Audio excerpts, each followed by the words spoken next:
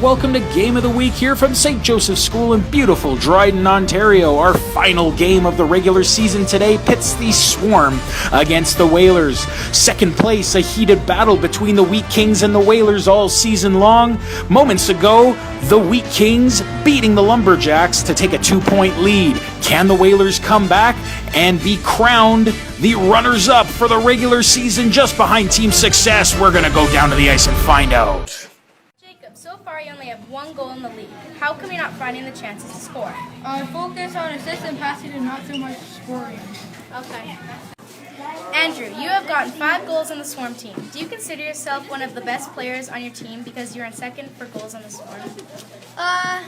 Well, it goes by goals, so I guess, but we're pretty good. Okay, thanks. Welcome back. Here we are at St. Joseph's School live for the Floor Hockey Game of the Week.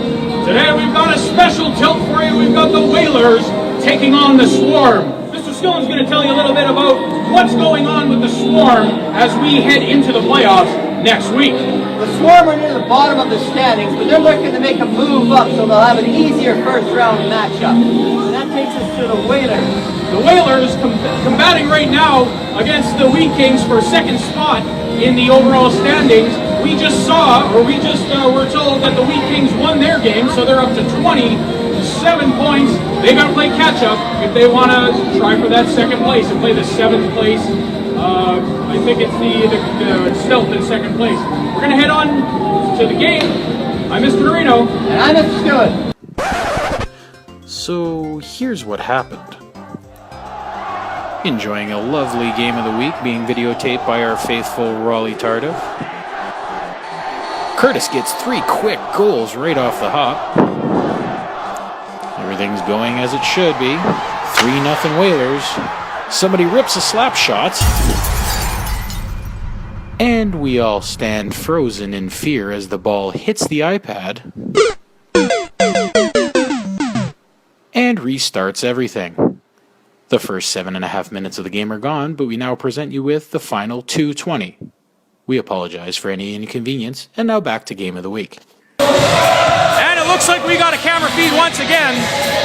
Nothing really of note happening between the dark section there.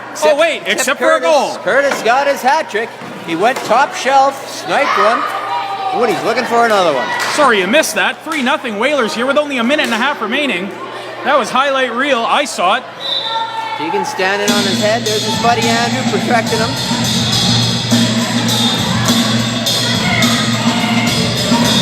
Face up deep in the Swarm end here. Having a lot of trouble trying to get something going.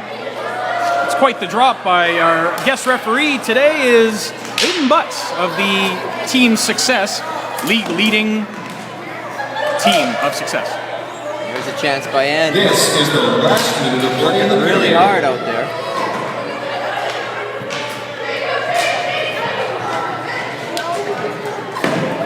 And we got a change.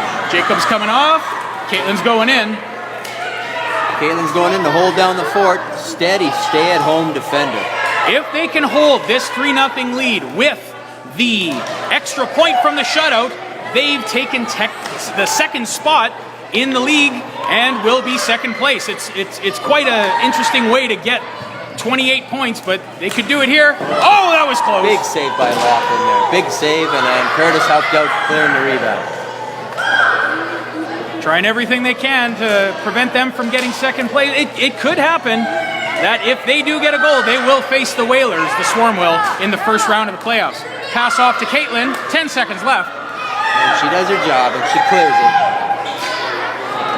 One of the plus-minus leaders in the league, Caitlin, when she's in trouble, she makes sure she clears it, and it looks like they're going to hold on for the win, the Whalers. And Ryan with a big shutout and a 3-0 victory. Like I said, that brings them 3 points for that game. That puts them in second place. Next week, we've got the start of the Sanders Cup playoffs. Be here with us live for the first game of all 4 matchups. First versus 8, second versus 7, third versus 6, and fourth versus 5th. I've been Mr. Norino. And I'm Mr. Skillen. Keep your stick on the ice.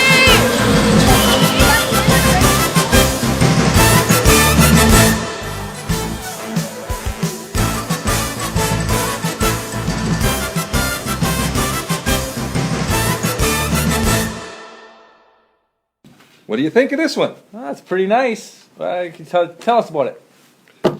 This is my tribute to all those warriors from the 70s and the 80s. Those guys who would go out 30, 40, sometimes 50 goals a year and 200 penalty minutes. Those were warriors. Well, some would say, though, that you're promoting violence in the sport. I'm not promoting violence. You kids out there, I'm not promoting violence. These were just guys. It's a bygone year. Bygone years, they're long overdue. Nah. All right, well, we don't have much time, so we better get to it here. Equipment issues. You have some problems with the new equipment. I don't understand these sticks these kids are using nowadays. What is this? What is this? This is more like a shepherd's crook. Look at this. Look at this. I don't know what we're going to do with this. How are you supposed to catch a pass under there? Now, in my day, we had these. Heel to toe, perfect. Always flat on the ice. This is a good stick. Not that other nonsense. This just promotes hooking. It promotes penalties. But some would argue, though. You watched the All-Star game. Carson Bebo, 113 kilometers an hour. Hardest shot. That's with the new stick. So some would argue. Well, with this new technology, I could shoot at 113 kilometers an hour. Okay. Anyway, what's next? What's next? Fair enough. All right, well, the Jones. So we've got Julia and Liam, and it is a fight to the end for the scoring race. Although you have your take on that. You have a different idea who you think could lead the scoring race this year. Yeah, you know, those kids are good. They score, both of them. They score. They're complete players. But you know, I got another idea, though. There are other good players out there. There's this one kid, I've been watching him. I'm down at the arena all the time, and I watch these kids. And there's this one kid, Curtis Verkoki. Verkoki, yeah. I think he's a Finlander. Parents from Thunder Bay. Good hockey town. Stalls. Alex Delvecchio's from Thunder Bay. But he's a player. Big defenseman. Big, tall defenseman. Puck-moving defenseman. But you know what I've heard? I've heard that his sister is going to be even better. Those Verkokis, you watch out for them, you kids. You watch out. Hey, yeah, well, they're good athletes. And you know what? His sister, heck of a basketball player, too. Well, let's get into the Hockey Day in Canada. We were there. Great experience. Great community. Community really came together, put on this great weekend. And, lots of people came down for it. People from Dryden, all over the place. And lots of hockey stars as well, both from Kenora. Also, Darcy Tucker, one of my favorites, And, I asked him, who was his favorite player that he played with? He tells me, Shane Corson. He said he liked him so much that he married his sister. Well, you know that this show's not about you. It's about what people want to hear from me. Right. Anyway, it's Hockey Day. I believe it was in Kenora. So, I don't have a whole lot of education, but even I know it was in Kenora last week. So, Kenora, great town, a lot of good players. I heard you spent a lot of time on Lake of the Woods there, too. It was great place. I actually went for a skate. Okay. Now, Kenora, 1907 Stanley Cup champs. Back when men were men. Those were tough boys back then. And there's been a few others out of Kenora, too. One of my buddies, Timmy Koulis. Unfortunately, only guy in the 78 draft that drafted in the first round that didn't make it. This coat, he was one of these players. Tough as nails, that Koulis boy. That he was. Gary Bergman. Northwestern Ontario boy on the 72 Summit Series team. Gary Bergman. Do you have a favorite?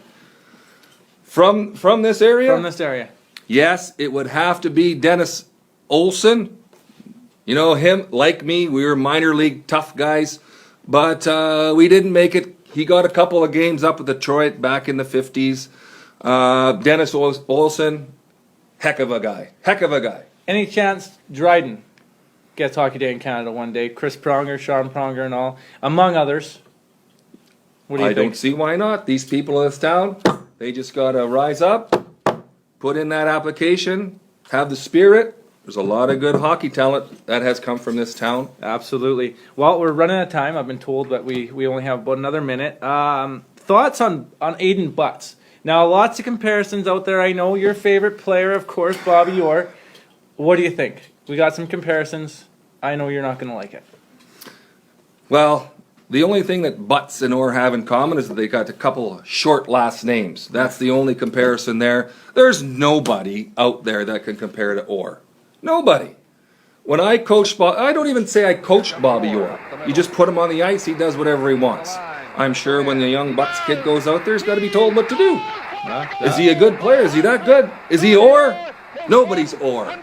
Anyway, what's next? He's good. Well, you know what? Emma Gardner. So she did a very courageous thing. She cut her hair on stage in front of the whole school. It was absolutely incredible. Emotional day, but it was absolutely incredible. What are your thoughts? Well, we all know that that family's going through some tough times, and God love them. That Emma, from what I've heard, she has taken on another role in her family. Tough kid. All you kids out there, you should be like her. Sacrifice, perseverance, all those good things. That's what she is. She's a fighter. Her mom's a fighter. Their families are fighters. They'll come through this. God bless. There you have it. From sticks to characteristics on Coach's Corner.